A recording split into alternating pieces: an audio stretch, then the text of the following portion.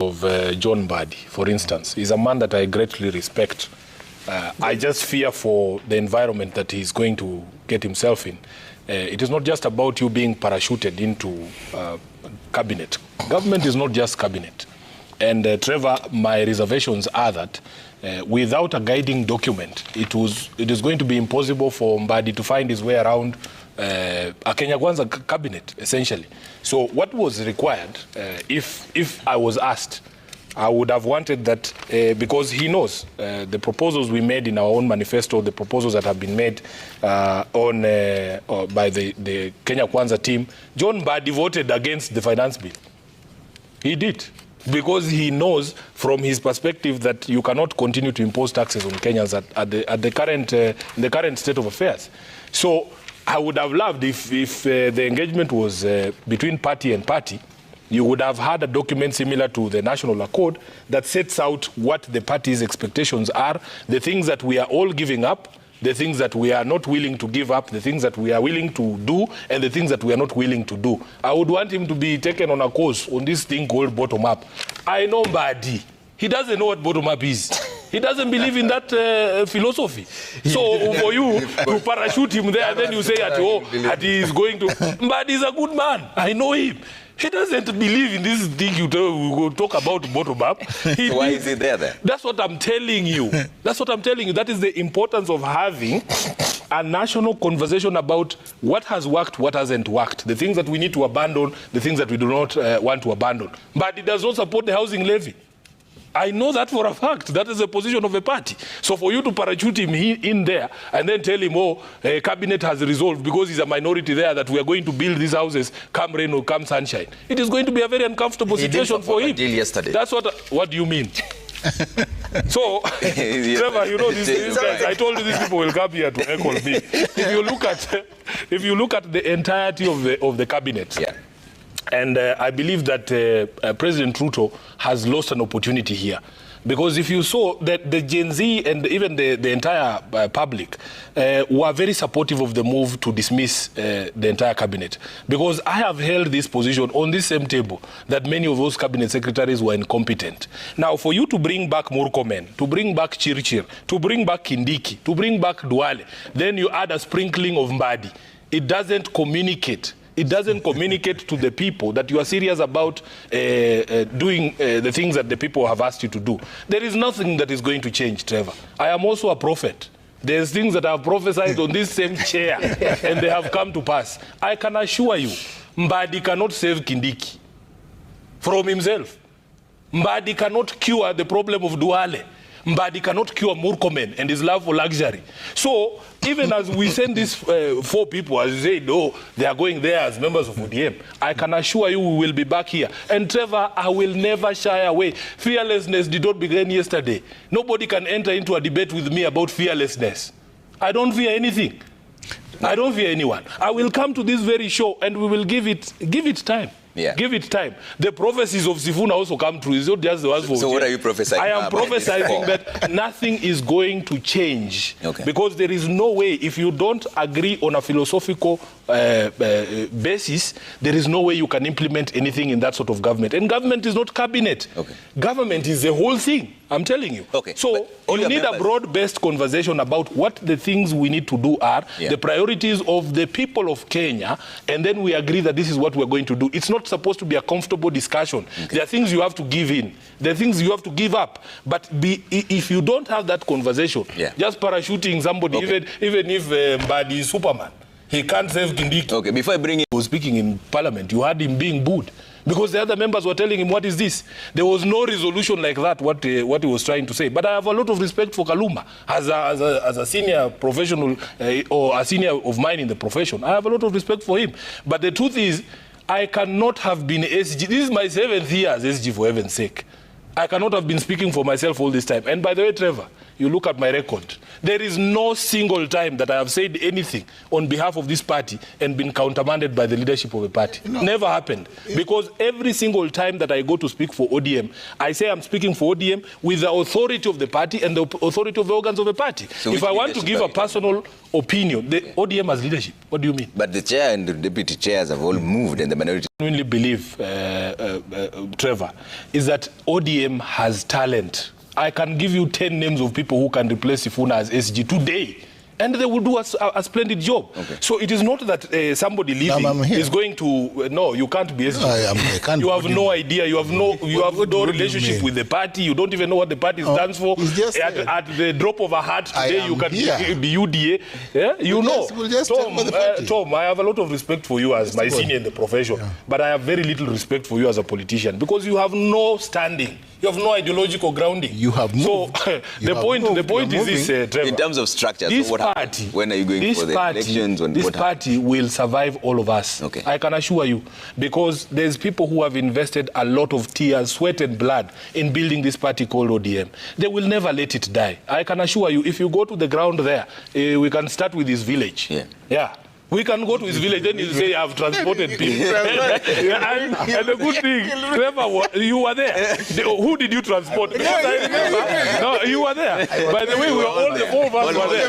Trevor, who did you transport? Because he came with a crowd. He came with a crowd. Just a minute, Trevor. Yeah. So the party will survive. The party, in fact, this is a very good opportunity for the party to reinvigorate itself. Yeah. I want to see young people occupying these positions, by the way. And this is a dream that Baba has had. He has spoken about it himself. He spoke at the National Governing Council meeting at Bomas, and he has repeated it at several fora, that he believes in, he wants this party to survive beyond all of us who are there in the leadership of the party. Okay. I found this party with leadership. I will leave it with leadership. Okay. And it is an opportunity for us to re-energize ourselves. And I believe that if we do that, if we have opportunity to talk amongst ourselves and refocus the party to the interest of the people, I believe ODM will still survive. So it has been my desire to make sure that the vacancies don't exist for too long. Okay. Let the party move on. I mean, there is nothing that ties me to the chair of SG. Okay. You understand? And I want people like Kaluma to understand that Sifuna, I joined this party as a nobody. I don't have to be SG. I want Kaluma to be SG. Let him come here and explain to us bottom up. We see how well he will do. In fact, he was speaking in Parliament. You had him being booed because the other members were telling him, what is this? There was no resolution like that, what he was trying to say. But I have a lot of respect for Kaluma as a senior professional or a senior of mine in the profession. I have a lot of respect for him. But the truth is, I cannot have been SG. This is my 7th year as SG, for heaven's sake. I cannot have been speaking for myself all this time. And by the way, Trevor, you look at my record. There is no single time that I have said anything on behalf of this party and been countermanded by the leadership of the party. No. Never happened. Because every single time that I go to speak for ODM, I say I'm speaking for ODM with the authority of the party and the authority of the organs of the party. So if I want to give a personal opinion, the ODM has leadership. What do you mean? But the chair and the deputy chairs have all moved and the minority... That is what I'm saying. They moved yesterday. I'm giving you a historical account of the past 7 years I've been SG of ODM. When I want to give a personal opinion, Trevor, I will say this is my personal opinion. When I'm speaking for the party, I must have the authority of the party. Resolutions of the organs of the party are binding on me. Okay. And by the way, there have been unpopular decisions, even within ODM. But all of us, once the whip is applied, we have to comply. I give you the example of course, Ojenda wasn't there. He doesn't even know. There was a PG some few years back. Yeah. No, this was not a member of ODM. Trevor, this political party is a party that I strongly believe in. Even if I was to leave the position of SG, I would not vacate ODM. I would remain a member of ODM because I believe this party is a party of the future. This is the party that is going to deliver the dream of Kenyans. And it has never been about me. I mean, I have always said that change for everyone is good for everyone. It doesn't have to involve me. Even when the Gen Zs are in the streets and they're saying, Fagia Wote, it's okay. I also want to live in a government run by buddies. I will be very happy in that government, by the way. Let me just tell you the truth. It doesn't have to be me. We just want a guarantee that the government that will be in place will work for everyone. You'll put policies that make sense to everyone. Now, the question that he doesn't want to answer is what has changed. And I can say without fear of contradiction that nothing has changed. Kindiki is the same person he was before he left cabinet. I am the senator of Nairobi. We are the epicenter of this maandamano. Trevor, even as late as yesterday, you still saw police officers spraying that pink water into people's houses in Pipeline. They have terrorized Nairobi residents in Roysambu. People are still being abducted from the streets by goons in balaclavas and covering their faces. We have seen videos of people in unmarked cars, presumably security people, firing at people, Senator. So you need to show me, how has Kindiki's philosophy changed? I can assure you Kindiki is the same person.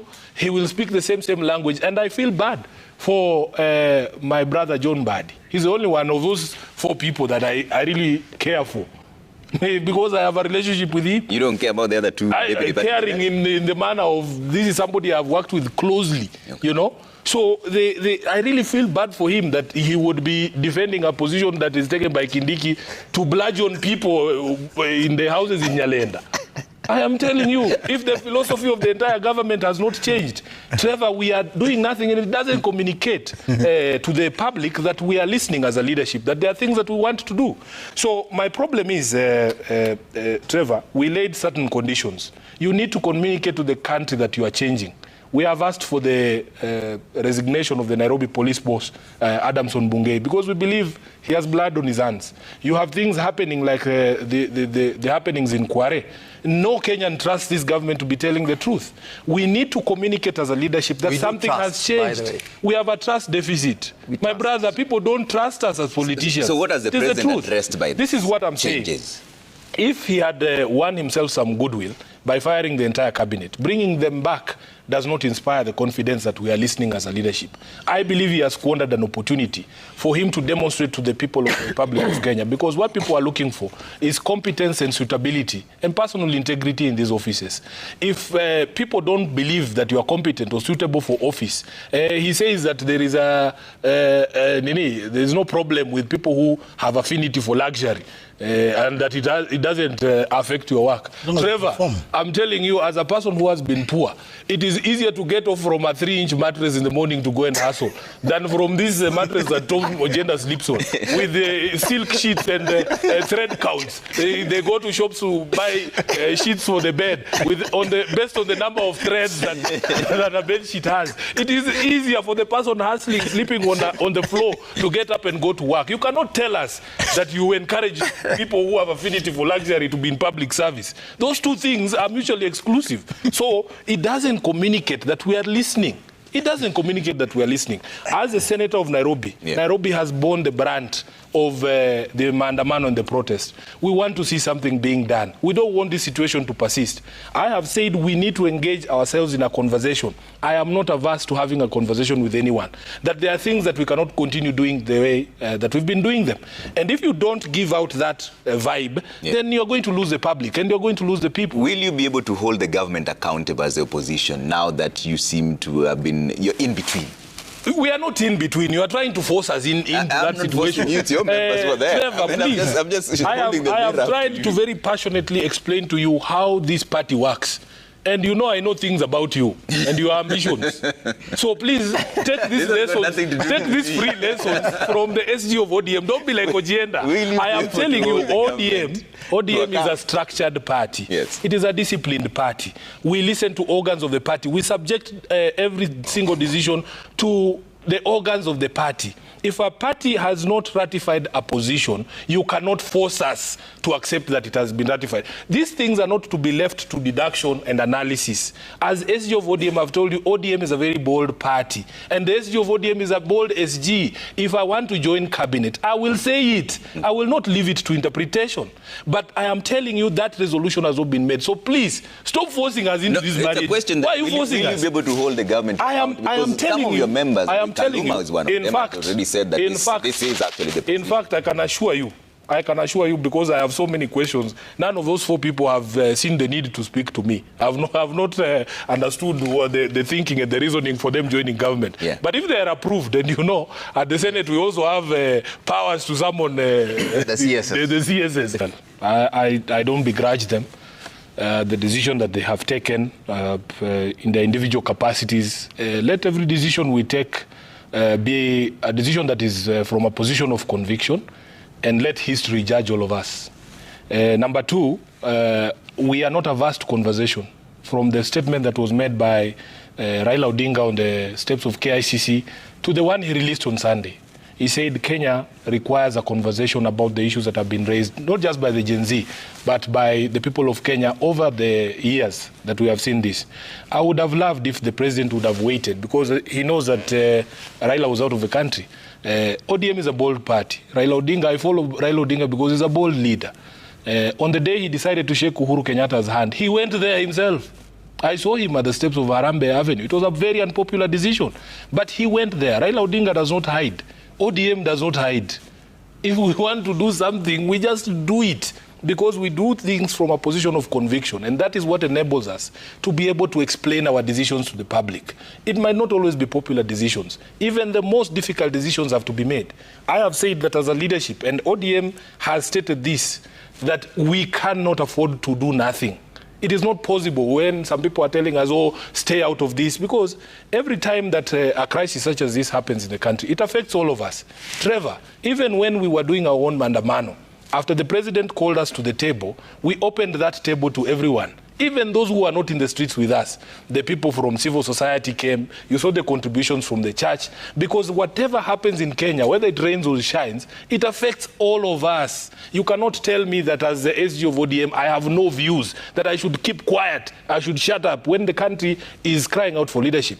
And it makes it worse that I'm the senator of the capital city, and we are the epicenter of all these things that are happening. What do you think I feel as SG when I see police water cannons in the streets of Pipeline spraying into people's houses, that pink, whatever it is, water? What do you think I feel that today, Trevor, marks a month since young people were shot outside Parliament, outside my office? That is where I work. And even yesterday we were asking the Speaker, please allow these young people to come and commemorate their heroes. Let us close off Parliament Road. Allow these young people to come in, lay flowers. We want to come out as members of Parliament to join in, because we are not the enemies of the people, you know? So you cannot tell me that we just need to shut up, don't do anything. At times of crisis, leadership is required, you know?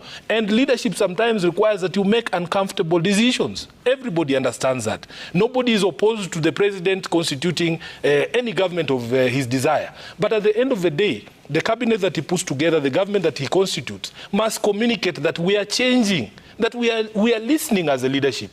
It cannot be that part of the problem was the opulence we see in government. Then you return the very poster child of opulence in government in cabinet, then you come and tell us, oh, it doesn't affect performance. Where did Murkomen? Because it is not me. It is not me. I have no problem with Murkomen or what he wears. But the people have said they do not want to see an opulent lifestyle in public service. But he has apologized. He is apologized. How do you apologize for buying a 10 million shilling belt? But he also said that you don't apologize. How do you apologize? You've already made the purchase. 10 million. You've made the purchase. Somebody from top to bottom is walking like he's a sacco. You can actually borrow loans from him. It's not possible. Kenyans are saying we don't want to see those things. Then you return him to cabinet. It doesn't communicate that we are changing. You know. So what I want to finish by saying is, I think the president has changed somehow. That he's actually listening, because I have seen the steps that he's taking are as a result of the things that the people are saying. But he's losing a moment. He's losing a moment by bringing back the very same people in cabinet that people were complaining about.